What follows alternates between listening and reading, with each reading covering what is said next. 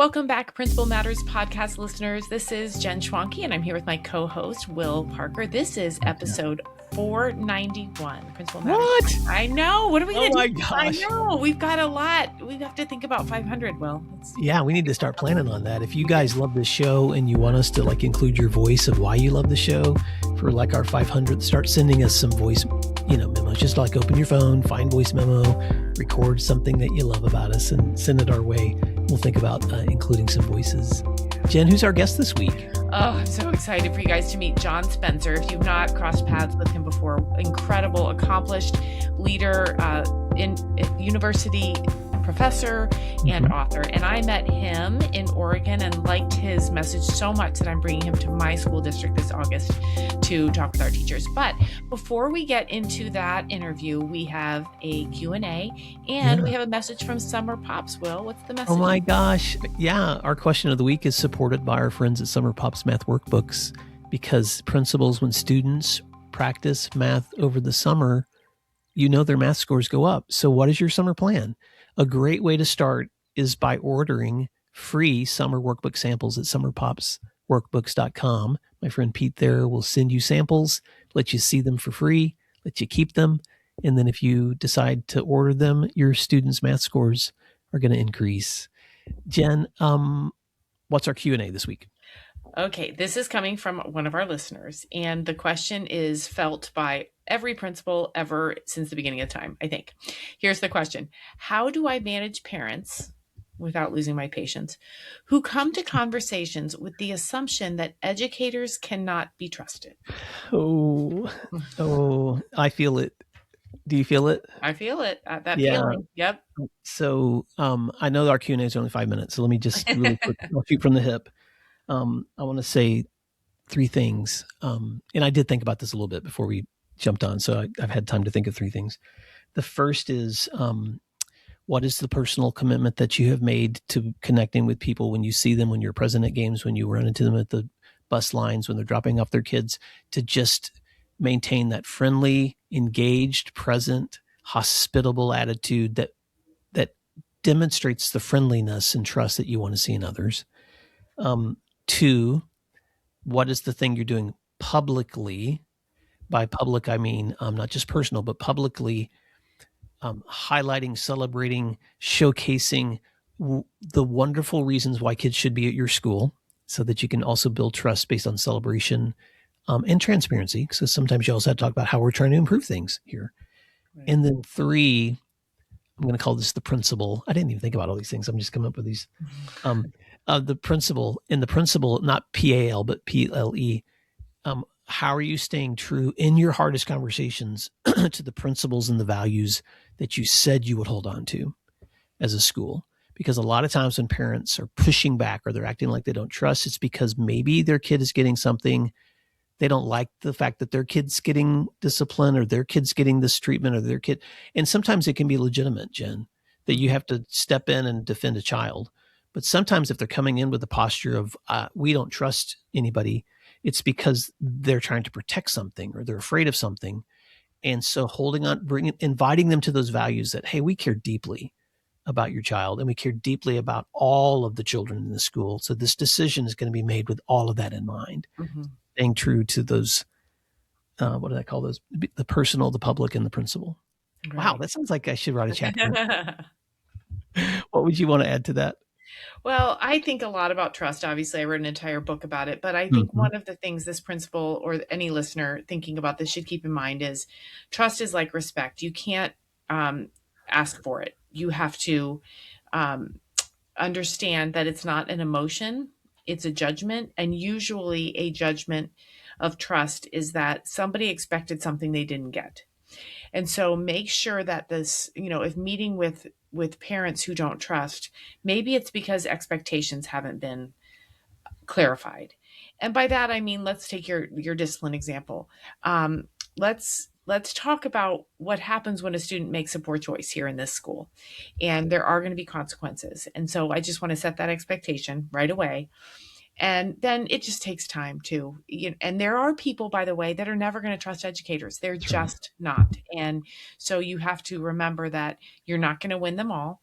And especially for those you're not going to win, you just got to do the right thing, whatever that is in that moment, whatever that is for that kid, and let time take care of itself. Oh my gosh. I think we could do a Monday Matters on this because I have so many other things I would want to say about the time we live in, social media, all the other things that push that distrust too. But I'll end with something funny because I used to work with a colleague who, when she would have a really hard parent moment that she tried to manage diplomatically, but you know how people can be. Sometimes you just leave feeling beat up. I don't know if she really did this, but this was her joke. She would pull out her little notebook out of her desk and go, I have a little black book where I write down the names of people who, when I retire, I'm going to call them and tell them exactly what I think of them. And she would pretend she was writing down their names. And then occasionally, if I did something that would upset that colleague, she would go, let me get my book. And she would write down my name. So I'm sure there's someone listening out there today that no matter how well you do this or how much perspective you have or how much wisdom you have, somebody you're going to be wanting to write in that little black book. No matter what happens, Jen. Well, Jen, thank you for bringing us this question, and thank you for bringing us this guest today, John Spencer. I'm so looking forward to it. How can folks stay connected with your resources? Yep, find me or my newsletter at jenschwanke.com. And you can find today's resources and show notes and even more about John Spencer at the post that accompanies this. What do we call this podcast? And at williamdparker.com. And until next time, thanks for doing what matters.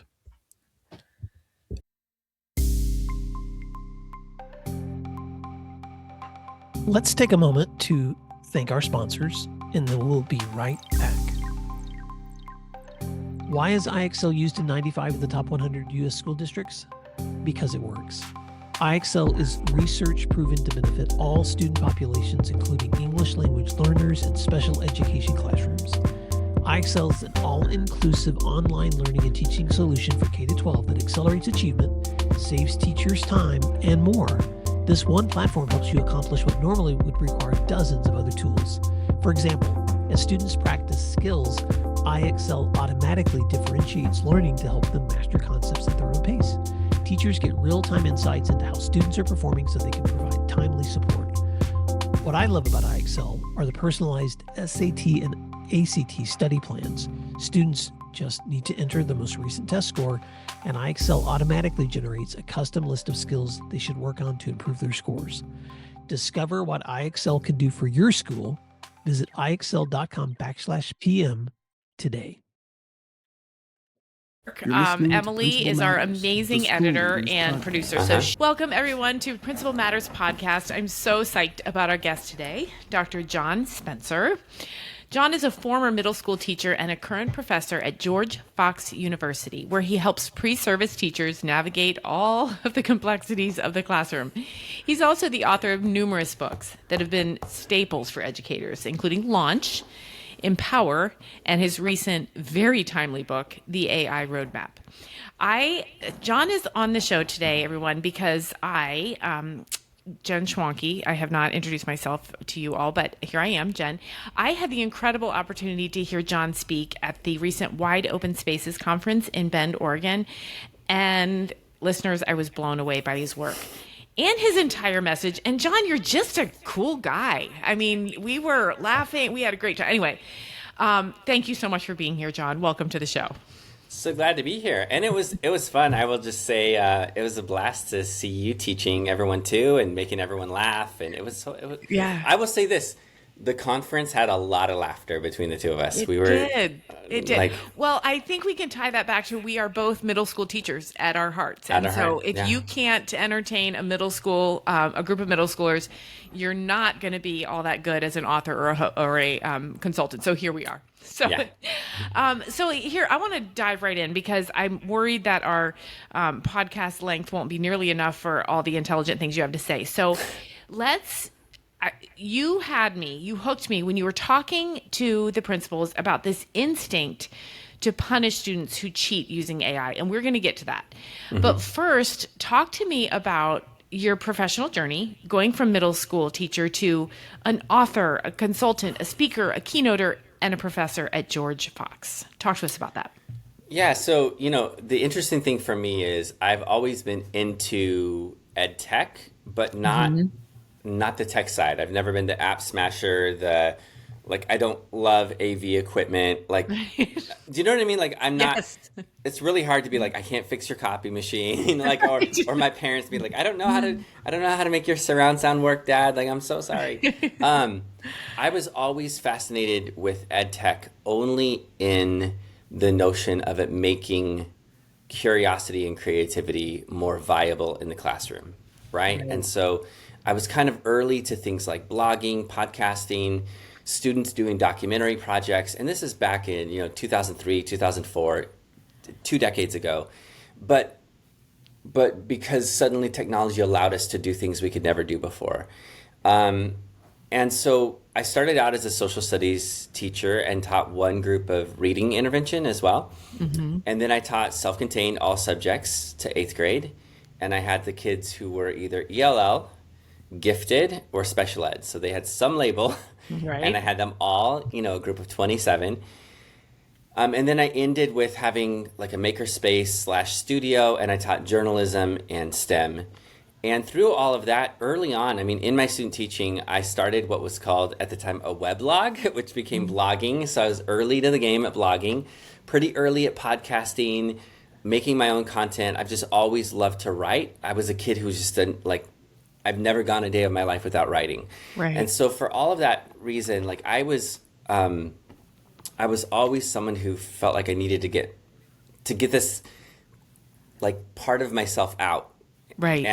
and that was to write. Like I just am, and so I kind of happened into the idea of professional development by accident, right? Right. Starting with my district, and then in the state, then I got a chance to do some keynotes, and I got the chance in 2013 because of a PBL unit I had done with my students, to teach it at the White House, to give a speech there.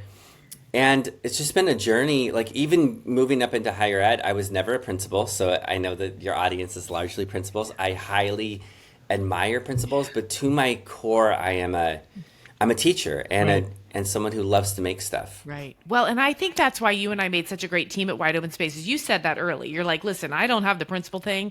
And I was like, well, I don't have the pre-service teacher thing or the tech thing. Although I love that you made a distinction. You're not the gearhead. Because I think a lot of times we think tech leaders, so to speak, they have to know how the chords all work too. And you're not saying that. You're saying we have to think about this, the role that tech plays in our classrooms. And so knowing that this is an audience of principals and often pre-service principals or teachers, when you're working with pre-service teachers at George Fox, what are the critical skills and mindsets that you believe new teachers need to cultivate? Because that's just a hop, skip, and a jump to what principals need to look for when they hire. I would say, one of the things I really look for just in pre-service teachers in general is I really care about intellectual humility, right? The ability to grow, to own your mistakes, to move on from that. I really look for the ability to be nuanced and critical in your thinking, to be a curious person. I mean, I think those things go really far, whether we're talking about instructional strategies or technology. Do you make connections between ideas? Are you curious? Are you thinking critically?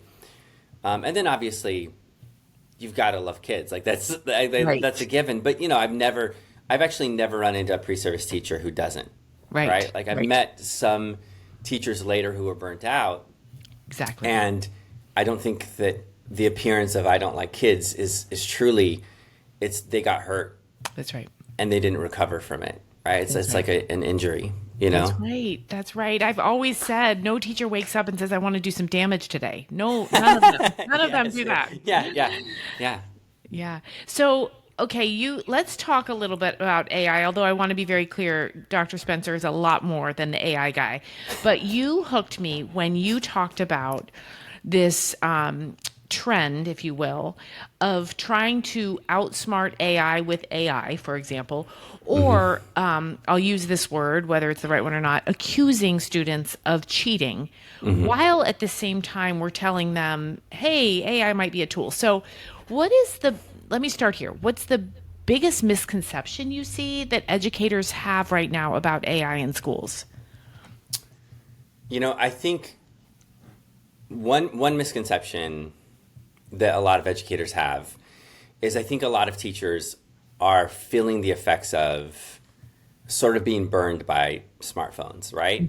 And so they saw people embrace smartphones, and then they saw smartphones do damage to attention spans and things like that. And then they said, we were wrong, and now the new technology is coming in. We need to completely avoid it. And I actually think that that's not the right frame. And the reason why is smartphones were, from the get-go, entertainment devices that we were using counterculturally while we could to do things like making videos, podcasts, like doing all of these things. And then social media came along, and it slowly became more and more engineered to be dopamine casinos, right? That would reduce their attention span. And we couldn't compete with that. But the truth is they were always entertainment devices, right? They were always that. So I think it's really important when we think about AI to recognize it's not the same thing as a smartphone. AI is designed to be a productivity tool that is embedded within a computer, less so than a smartphone. So like, I think comparing a device to AI is not fair because they're not the same type of technology. One's a device, one's a platform, but also like they have different goals and aims. With that said, if we then look at the AI, I think it's very important to ask ourselves, what are the strengths of AI, and then what are the unintended consequences, and then how do we guard against it? And to be intellectually humble enough ourselves to recognize we won't be able to predict some of the positive or negatives. So like one of the things that I think no one in education is talking about is the amazing capacity of AI for deeper focused learning. It is amazing as a rehearsal retention tool from a brain-based neuroscience perspective. It can be fantastic as a study tool. No one anticipated just how good it would be at that. On the other hand, I think no one is talking about the danger right now of what I would say is emotional atrophy. Like we talk about cognitive atrophy, letting it do the thinking for you, not engaging in productive struggle. I worry about what happens when educators, a lot of principals, they offsource the emotional labor of hard emails. I did this myself. I know I shared this story before with you. Like I found myself writing 4 emails in 2 months where I didn't want to write the email, and I let AI do that. And I was like, what am I losing on empathy and emotional intelligence? And what is that doing to me? And so I think it's really important. I guess the major misconception is I really think it's important to recognize this is different than anything ever before. And instead of saying, what will the effects be? We have to actually be in that unsettled space of saying, what are the emerging effects right now? And how do we adapt in the moment to that? And that's very hard for us to do as educators. We want the 5-year plan, and we don't have it. We never will. We don't have, right? Well, and I remember, you and I leaned against a wall and we talked about the fear of emotional atrophy in that if our students, because adults are doing this, find a friend in AI and engage in conversation with something that very much agrees with them all the time, says says all the things. And there's been some really good articles out recently about this AI as a companion, the value of it, like let's not say it's all bad, and also the risks. I want you to come and talk to my district because you said some really powerful things, John, about catching kids cheating. Tell us what's happening at the university level, and tell us how teachers can maybe flip the switch from scared and angry to curious about this. Yeah. So, one of the things that I'll say is in terms of catching kids cheating, I have a continuum of AI usage, right? So it's like being AI resistant to using AI to transform the learning. So there's this whole continuum. And when it comes to AI resistance, I think it's really important that we don't fall into this like heavy-handed surveillance place. And part of where I'm coming from is I don't love the notion of using AI to catch AI. The comparison I give is that's Blade Runner, right? That's Skynet. Like, I don't want that. I don't want Blade Runner. I'm a nerd, like grew up in the 80s, right? So I think there's something dehumanizing about saying, you turn this in and I'm going to use an AI checker to catch you. I think when that happens, there's a couple of things that are really negative, and I'll just tick them off and then share where I think AI checkers actually have a place. So number one, it just ruins trust with students. Being falsely accused, you will never regain that trust. And I mean, even if you apologize, like the trust is gone. It's just not okay, right? And for every subsequent teacher too, probably. Yeah. Number two, I think it's really important to understand that these things are not accurate.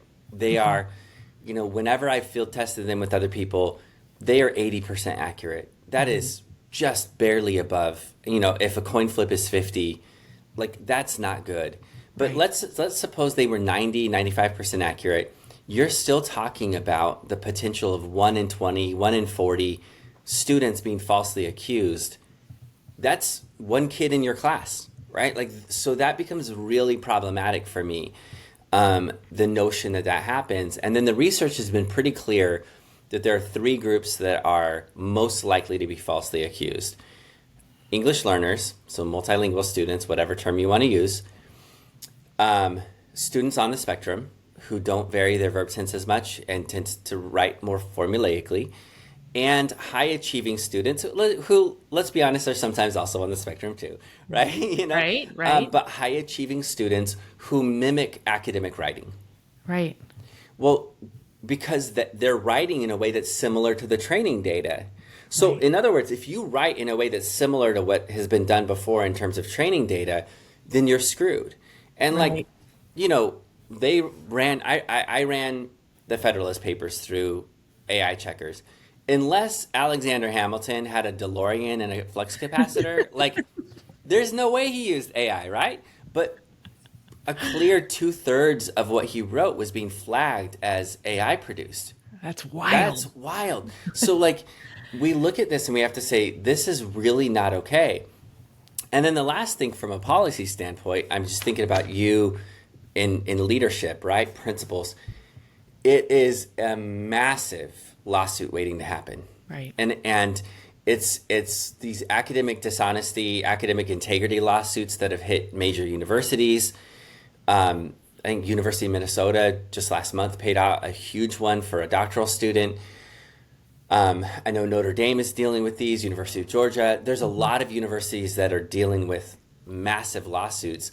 And those are just on the academic dishonesty. Now let's step aside and say, what does this mean in terms of lawsuits connected to ADA, right? To IDEA, right? So now special ed lawsuits, it is like, I just say like very clearly, it's okay to be AI resistant, but we cannot use AI checkers. And there are other ways to do it, but that's not it, right? And so the way that I would say, like my favorite way of using an AI checker is use it as a diagnostic tool instead. Use it with students. Tell them you got a score as being highly AI. It doesn't mean you used AI, but I want you to rewrite that to find your voice. And so make it like, how idiosyncratic are you? How unique is your voice? Because that's what will stand out surrounded by AI. And like, I use AI checkers myself just to see, when I write a book. And one thing that I'll say is like, there are some moments where I was like, oh, this thing was listed as these 2 paragraphs were listed as being potentially AI. And I looked at them and I was like, oh yeah, it's because they were boring. It's because they didn't have my voice. I was just summarizing research. I could make it more interesting. Right. Well, the former English teacher in me literally had a physical reaction to that. Like I flushed because we talk about voice and, I can read 110 of the exact same 5-paragraph essay and my soul will shrivel. Yes. But as a teacher, I want to hear what you have to say and I want to hear it the way you say it. And if you look at the really incredible literature out there, anything from The Adventures of Huckleberry Finn to The Liars Club from Mary Card, that's voice and that's dialect and that is creativity with expression. And so you're right, John, we don't want to sound like we used AI because that's horribly boring. And it doesn't show that we've put our minds and our creativity into what we want to write. But I can still hear principals commuting to work and I can hear the speech bubble above their head shouting, but what do I do? So what is a step that a school or a district leader can take to start integrating it ethically, effectively, appropriately, without this fear that we're carrying about us? So, I think it's really important to, first of all, if you're leading PD, if you're doing something with your staff, if you're a principal, I think it's really important to start with letting teachers play with AI themselves. And that is in a couple of domains. One is just doing tasks for fun, showing them how you use it for meal prep, planning vacations, finding book recommendations, whatever that may be, and let them see what it does well, what it does poorly. I think teaching them how to use it for learner supports is really big. I know I gave the example with you, with the group of how I use it with ADHD students, and I have ADHD myself, right? So how to break down a project into individual to-do lists with timestamps or time estimations that incorporate the planning fallacy and something called the endowed progress effect. So you build momentum early on in your to-do list. And stuff like that, I think, is pretty low risk. It's something that we can all agree on.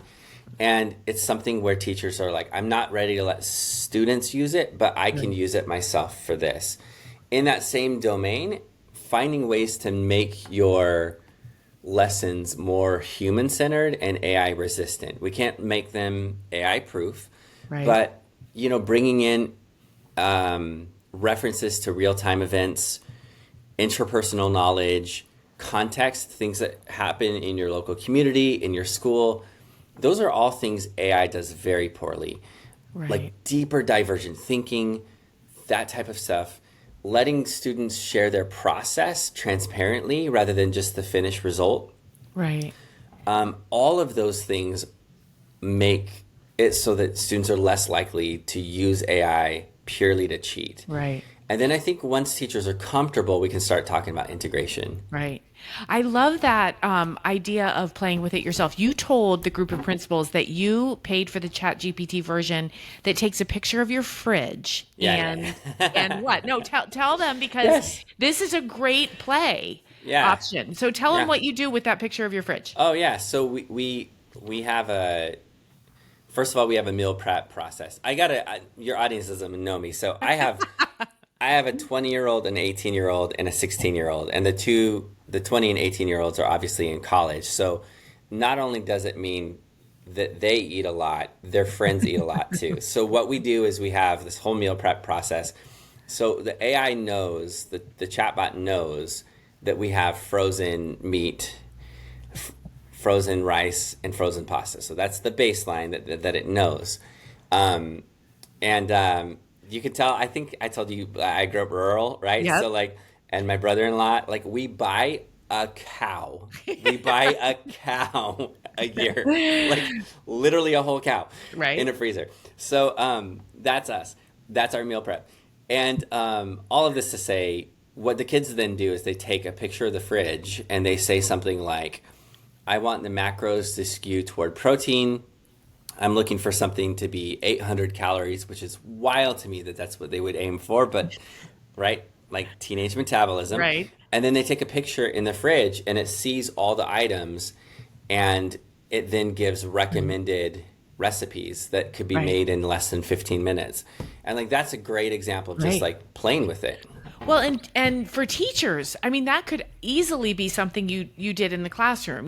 Take this information, turn it into something that's immediately applicable to your life, and come back and tell me about it. Like that, to me, John, when you told that story, I thought right there is some sort of a project. I don't know if it's social studies or science or English or whatever. And I was inspired by that. So I went back and I was doing a virtual training for some principals in Virginia, and I had all my points, but I asked AI I didn't ask for any original ideas. I said, organize this into slides.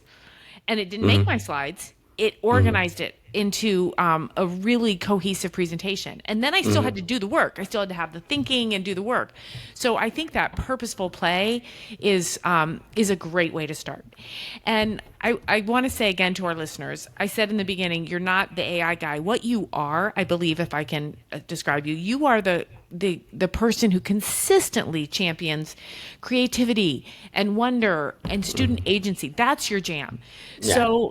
So I'm thinking too about your books, Launch, Empower, Vintage Innovation. Countless educators have really been guided by your thinking. Thank you. So tell me about how that thinking has really evolved with the student-centered focus there. And what's currently exciting you in the area of creativity, wonder, and student agency? Oh, I love think, it when I stump the. Yeah, I think I've always really been into the notion of student agency, wonder, creativity, those pieces, and really what it comes down to is deeper learning. It's the notion of like what do we need in an unpredictable world, right? How do we become more adaptable, right? And I think I'm really fascinated by that piece. Where am I getting most excited right now in that zone? I'm really excited about how we can use generative AI for deeper learning, how we can use it for learner supports, but also for deeper understanding, for modeling, for transforming aspects of the learning. And then I think I'm just continue to be really interested in the question of how do we make this work in a way that reduces cognitive load, right? So that they have voice and choice, but they're not overwhelmed. Right. I'm really interested in those kinds of questions. Right. Yeah. Here's why I love this. My daughter, she's almost 16. She one day ranted. She said, I hate AI. And I said, why? And she said, because it's ruining everything. And that's what I don't want. Yeah, and I think why your work is so critical, because thanks. it doesn't have to ruin everything. All of those pillars that we believe in, the creativity, the wonder, the interpersonal skills, the life skills, for crying out loud, back to the refrigerator. Yeah. All of those, it really should be an empowerment, not something where kids are walking around saying, this is ruining everything, Yeah. Yeah. So you speak, John, with educators all around the world. When I met you, you had just come off a flight from 4 or 5 days in Colombia. Yeah. So you've been everywhere.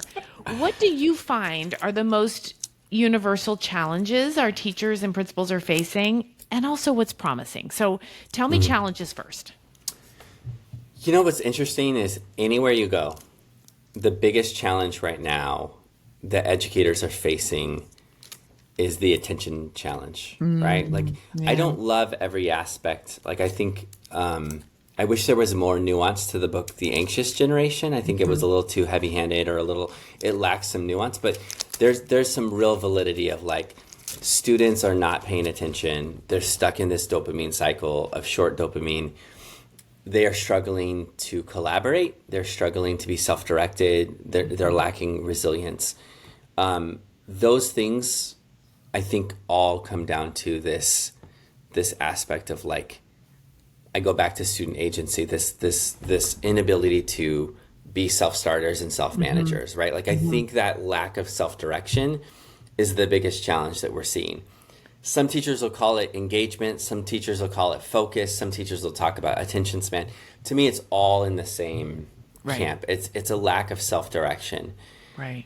On the other hand, where do I see promise? Yes. Oh my gosh. I see so many teachers being intentional and creative in their own craft. Like in the past, when we think about, I'll just use the AI example again, since that's what we've been talking about. In the past, when technology came out, teachers as a whole were a little bit reactive, right? So slow to use the internet, slow to come up with, like blogging was there for a while. Then student blogging came around 2009 or so is when you started seeing more of it, or like, but the point being, like, we were always felt like we were a little step behind, right? Right. Where I see a lot of promise is, I think teachers, the K-12 community in particular, is really proactive about being intentional with AI integration. I'm blown away by that. And I think teacher creativity, given the challenges, I would say post-COVID, right? Or post-pandemic, COVID's still around, but like, I think teacher creativity is at an all-time high right now. That's what I see. Yeah, it gives me shivers, because I think I had never put those two pieces together. The fact that we're traditionally slow, but right now we're not. No. And that could be because there's enough people excited about the promise of AI, and also trying to redeem what we lost in COVID. Maybe this is a perfect storm that will come out for once in favor of education in K-12, What about the teacher that feels really overwhelmed by this constant pressure to innovate? Like, there was a time in my own career where I thought if I heard the word innovation one more time, I might have to throw up. Like, because innovation that word can be weaponized against teachers, What advice would you offer to someone who is overwhelmed, whether it's a principal or a teacher, with all of this stuff? Yeah. One of the things I think about for me with innovation is, I defined it, like in my book, Vintage Innovation, as that overlap between best practices and next practices, right? Right. It's resting on the expertise that you have. And I think it's really important to understand that innovation is iterative. It's not always giant leaps forward. Right. And it's iterative with the permission to make mistakes along the way. Okay. Yeah. And I think, like, I'm going to use a tech example, which is not perfect, but, one of my favorite companies in terms of innovation in tech is Google. And I think it's important to recognize they are never the first to anything. They were not the first to search, right? Like, we had like Jeeves and Dogpile and Alta Vista, like, right? Yahoo. They came in late and iterated like crazy on their small product and did one thing very well, and then iterated. And they were late to the email game, and then now they dominate both of those. Right. They created a computer that rivals PCs and Macs, right? It's still, I'm not always a huge fan of Chromebooks, but they're massively popular for a reason. They came up with the second most popular operating system for phones, right? Androids. Right. And they slowly are gaining market share. Everyone talks about self-driving cars everywhere. Google has managed to actually make them a reality by going very small and iterative with Waymos, rather than trying to do everything all at once.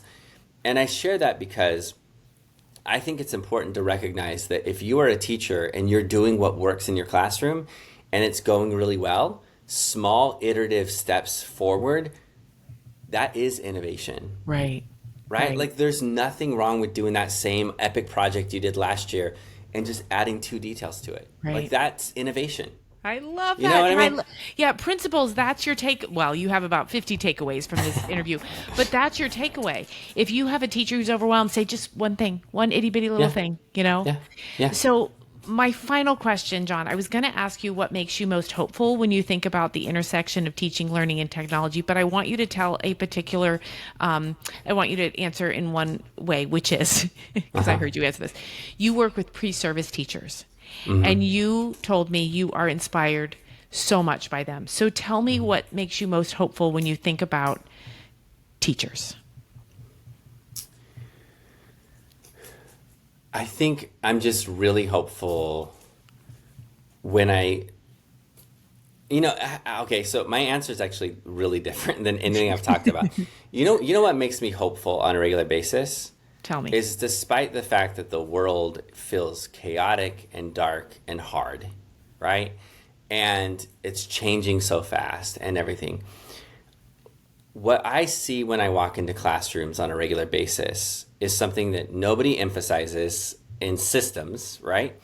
And it's not measured in tests, and it is the thing that gives me hope. And I see it at kindergarten, and I see it with high school seniors. And it is in my favorite classes to go into. I see joy. Yeah. And that's it. Like, honestly, it's culture. Like, it's not what I'm talking about. Like, what right. makes me the most hopeful, I volunteer for a mock trial. It's a joyous space. I go and I see the drama theater department. Yeah. I see joy. I go into this amazing AP calculus class where kids are so stressed about passing the test, and this teacher has managed to make it a space of joy. Like, that is where I find myself most excited and hopeful, because the world can feel very, very dark right now. Like, I mean, just that's the culture right now, I would say, is just a little negative. And this isn't fake. This isn't toxic positivity. This is genuine joy that you see in classrooms. And I see it with pre-service teachers, but then I also see it with these master teachers that I get to watch when my teachers are co-teaching. And I'm like, this is freaking awesome. Yeah. Like, this makes me hopeful. Right. I could not agree more. Whenever I start to feel that darkness getting heavy, you have to go find that joy. And I would say that to principals too. Like, it's there. Go find it. And if it's not there, find a way to bring it, or to give permission to teachers to bring that joy. Because honestly, that's what's going to carry us through. John, I cannot thank you enough for this conversation. It's been just as inspiring as I'd hoped, truly. Oh, thank you. I'm walking away with so much to think about, and I know our listeners will too. So I'm a pretty decent presenter, and people should call me, but they really should call you. They really should. Thank you. Because you are amazing. So where can our guests find you? You can find all my stuff at spencereducation.com. You'll see my newsletter at the very bottom. You'll see speaking information at the top, my articles, podcasts, all that stuff. So free resources you can download. Absolutely. Excellent. And we will put all of that in the show notes so everyone can find it easily. So, John, thank you again for your wisdom, for your time, for your hope, for your vision of the future of education. You have been a fantastic guest. And like I said, I'm going to have you out to our district at some point. I'm going to take pictures, and we're going to post it on the website so people can see you doing your work. Oh, thank you so much. Thank you for listening to today's episode of Principal Matters, the School Leaders Podcast. If you enjoyed the show, would you take a moment and like, share, subscribe, or leave us a review? In fact, if you share it out with a friend, even more people can become a part of these conversations. Sign up for our newsletter at williamdparker.com for even more free resources. And don't forget to check out our website to learn more about our books, professional development offerings, Grow Academies, masterminds, executive coaching, and keynote presentations. Wow, let's keep learning together. And thank you for doing what matters. Principal Matters.